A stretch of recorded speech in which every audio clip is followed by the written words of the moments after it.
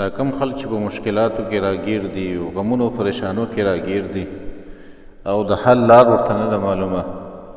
کورنۍ مشکلاتو او پریشانو کې راګیر دي یا په مالي مشکلاتو کې راګیر دي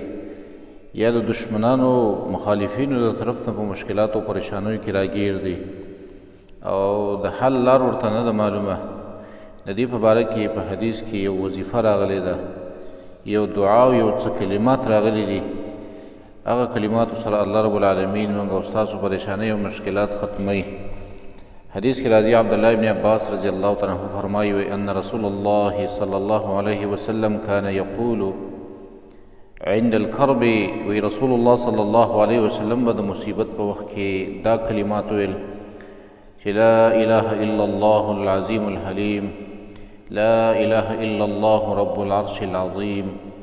لا اله الا الله رب السماوات ورب الارض ورب العرش الكریم. دا کلمات چې څوک په یقین سره وایي الله رب العالمین به دا پریشانۍ ختمې کړي، دا غمونه او مشکلات به ورته الله په خوشحالو بدل کړي. او د دې اذکارو د دې کلماتو څه تعداد نشته دی، څومره چې ډېر ویلی شئ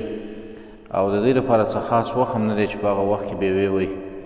هر ټیم کې او په هر وخت کې او هر څومره کرته چې ویلی شئ او درته وخت میلاویږي دا ویې عام یو ذکر هم دی، دا بهترین کلمات دي. او زموږ او ستاسو عقیده دا ده